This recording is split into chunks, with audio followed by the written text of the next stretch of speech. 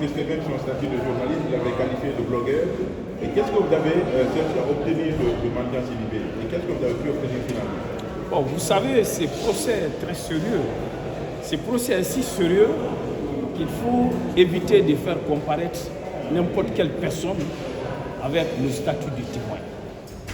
Monsieur Mandian Sidibé, qui s'est fait passer pour un journaliste, et peut-être il l'a été, mais les informations prétendues informations qu'il est en train de faire passer ici, ces informations ne peuvent pas être celles qui proviennent d'un journaliste.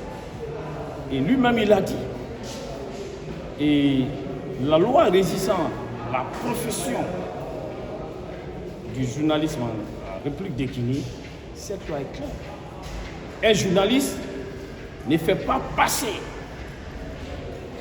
une nouvelle à l'état brut. Il doit la traiter, il doit la recouper, il doit la vérifier. Et lui, il vient se livrer à des déclarations non vérifiées, sous prétexte que quand on est journaliste, je crois aujourd'hui, il n'a pas honoré votre profession, la profession des journalistes. Si c'est comme ça que tous les journalistes travaillaient, je vous jure que notre pays serait en danger. Recevoir ces informations sans et là, sans les traiter, et se permettre de les diffuser. Ça, ce n'est pas du journalisme. Et puis, il faut faire la part des choses.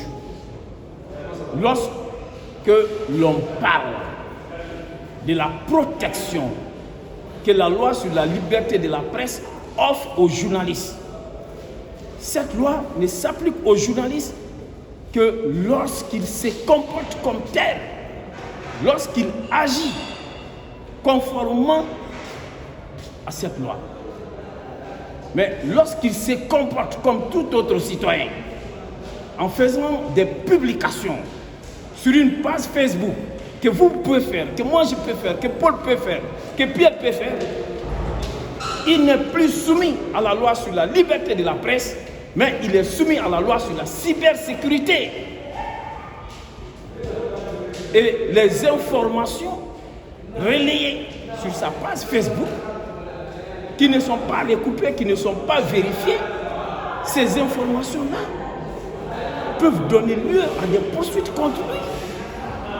Non pas sur la base de la loi sur la liberté de la presse, mais plutôt sur la base de la loi sur la cybersécurité. Et vous l'avez suivi à l'entame de sa déposition. Il a dit, bon, vous savez, ce sont des informations non recoupées, non vérifiées, que j'aurais obtenues de plusieurs sources, des réseaux sociaux, des sources militaires, et qu'il ne jugeait pas nécessaire de livrer ces informations. Mais vous avez su, à travers l'insistance, la persistance du président qui n'avait pas le choix. Parce qu'une fois que vous comparaissez en tant que témoin, vous avez l'obligation de déposer. Donc il était obligé de déposer.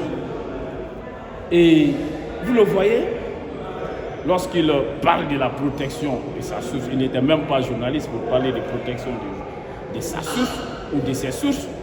Lorsque il en parle, tantôt il dit que non, un journaliste doit protéger ses sources, mais il se permet de révéler le nom de l'une de ses sources qui n'est plus de ses montres.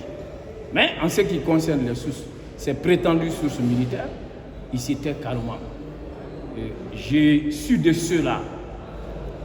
En tout cas, la défense de M. Aboubacar Diakité Ditumba et lui-même. Notre option, c'est d'aider à la manifestation de la vérité. C'est pourquoi nous accompagnons des témoins, mais des témoins crédibles, des témoins qui peuvent aider à un procès juste et équitable. Mais pas des témoins qui, à travers des déclarations, des informations inexactes, qui peuvent conduire le tribunal dans l'erreur judiciaire. Que Dieu nous en préserve. L'erreur judiciaire serait grave. Donc, ce sont des témoins de la trempe de M. Mandian Sidibé qui conduisent facilement un tribunal criminel à l'erreur judiciaire. Je vous remercie.